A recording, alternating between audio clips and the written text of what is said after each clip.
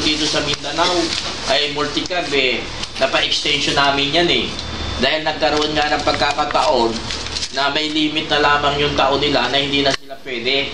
Ay, di ba po nagyan yan Kaya yung laban mo at saka yung laban namin sa nasyonal ay nagkakasundo tayo dun sa ganung prinsipyo. At yung sinasabi ninyo kay Chairman Jacob at saka dito kay Executive Director, kilala nila yung uri ng pagkatao ko. Yung inyong tinatawag na ideology, parte sa pakikipaglaban. Kaya magkakaroon na tayo ng pagsasalubungan Dahil yung problema ninyo rito ay problema rin po sa Luzon at yung problema ninyo rito ay problema rin sa Mindanao. Kaya kapag doon po sa Mindanao ay halos lahat po ng bandong member po ng ACTO. Dito po siya, ang pinakang grand terminal namin ay Davao. Pero ang mga rota po namin ay yung buong Butuan po ay member po ng ACTO yan. Yung Region 1, yung Region 2, yung Region 3 ay member po ng ACTO yan. Yung buong Bulacan po, member din ng ACTO yan. Kaya kung magkakaroon tayo ng kilos na pagsama-sama, hindi yung tinatawag na pumunta lamang dito para magpapugi, pumunta lamang dito para magparami, pero hindi mo naman naririnig na nakikipaglaban. Sa katotohanan po niya, dalawa po ang aming motto, dalawang R. Pag maganda ang ginagawa ng opisyal ng gobyerno, binibigyan natin ng recognition. Pag pangit ang ibinibigay at nakakapisala sa kabuhayan, sumisigaw po tayo ng resignation. Mag-member kayo kay hindi importante maproteksyon na ng hanap buhay Hindi naman yung pagpunta namin dito parang ang lalabas ay kami ay Ang hinahabol lang namin, magkaisa tayo, ipaglaban natin yan. At kami po ay nag-ikot na rito at hindi lamang po dito sa lugar ng Bicol, kundi sa buong Pilipinas pang ikot natin. Kaya ang labang po natin ay sa parte, kung meron na ho kayong ginagawang mga letter, at meron din naman kaming letter na mga gagawin dito, kami gagamitin ko na yung letter ko. Kung yan kailangan ay lusubin namin yung DOTC para magkaroon lamang ng pagbabago yung tinatawag na DOTC Department Order, ay gagawin po natin yan. Bidding ng mga franchise at yan ay phase out. Tapos yung pangatlo po ay yung nakakatakot dahil yung awayan ng Stratcom at saka ng DOTC at LTO na baka bumalik tayo sa mano-mano. Nakakatakot yan, ano yung protection ng LTO at DOTC na mapadali nila yung party na hindi pumunta sa mano-mano yung exercise ng services nila.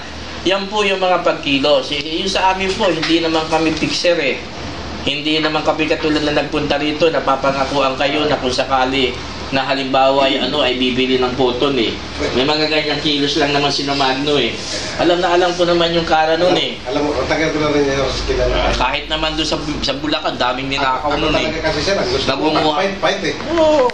Ako sir, galing akong military, galing akong diploma. Pero kung wala ko sir, talagang laban ako sa gobyerno namin. Ako naman. Actually sir, ako sir yung ni Pinoy last election dito.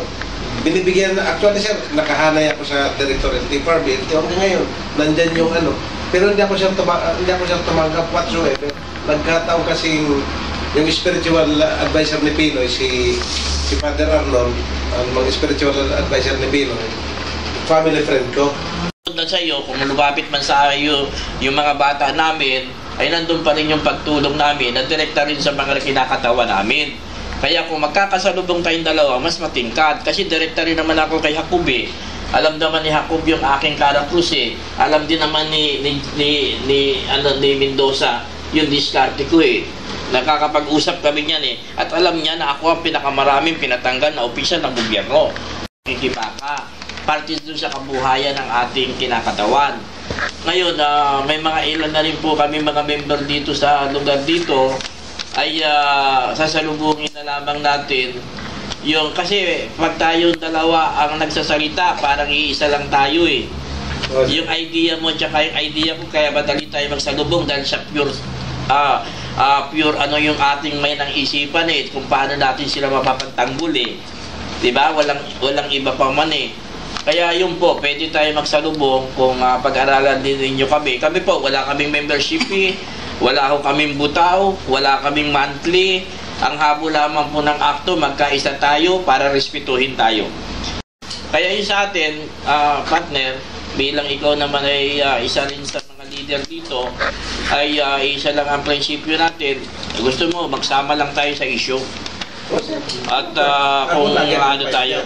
Kasi nakikita ko naman siya doon ba? Kahit nga yun, idol kami director sa London eh. Lagi kong nakikwento sa akin. Oh, dahil Sa lahat na transport leader dyan sa Manila, ito si Ay, ako, Mr. Dilona. ako nagpatapon sa kanya dyan eh. Away kami nun eh. Ibig sabihin, kahit na nagpatapon sa iyo, pero Nakita niya yung pwersa ko. idol ka niya. Oo. Kasi I will be available. Oh, sige, pagka may meeting tayo sa ano. Sa lahat, tulong ko pa naman yan ng ano eh. Yung forum po Usap-usap. ninyo, sir, ano yun? Para talagang sa inyo lang yun. Ubix, exclusive ito sir sa Ubix Express. Exclusive lang. Exclusive lang ito sa Ubix Express Oo. kasi Ang main ang agenda ninyo ay ito nga sir, actually ito nga yung ano namin. Sinulatan ako ninyo. Noon pa, maski pag nagsasalita doon sa ano, actually, kayo sir ang pinakalasatang nakausap ko eh. Sila kay Kuan, George, sila Oh, kay... hindi nasubukan mo na kami lahat. Si Claire, di na pwede, pumunta pa yun dito. Sila kay... Yung lahat na counterpart mo doon. At kasi pagpunta na yun dito. Pero... Oh, sila kay ano... Kita mo, madali tayo magkaunawaan. Oh, kasi... Dali isa lang yung way natin eh. Maganda. Kasi pinag-usap-usap kami kay Director eh. Sa lahat ng mga grupo dyan. Alam mo, Ken, sa lahat ng grupo dyan, kung mag-ano man, kasi diyan ka kaya, no? Kasi, tsaka nakikita ko naman yung ano ninyo eh. Kaya kahit magsalita si Sir sa TV na... Direct to the point. Ako naman, maganda yung ano, itong gusto kong samahan. Kasi may prinsipyo, may direkta, may pinaglalaban na hindi lang sa pansarili. Gusto ko may ano, kung laban-laban. Kung Naman ng mga kasapi namin dito sa ilan sa mga area ng Bicol na mabuti at magaling kang leader. Kaya naman ini-endorse kami nila sa iyo. Di ba? Kasi siguro yung pagsasalita mo at saka yung pagsasalita ko, nakikita nilang habig yung part ng ano. Kaya sila ngayon ang nagpapaporsige. Kaya ang part natin ay yung issue nito ay ipaglaban natin, ituloy natin yung pakikibaka para ipagtanggol yung karapatan at yung kanilang kabuhayan. yan naman talaga sir. Alam naman nilang palaban. Oo, alam nila eh. Kahit sino, inaharap ko. Pare-parehas na kinakain natin. Ba't kaya matakot na yung gano'n yan? Pati nga sila. Ba't kaya matatakot? Pare-parehas na kinakain natin. Okay. next ano lang. O sige po.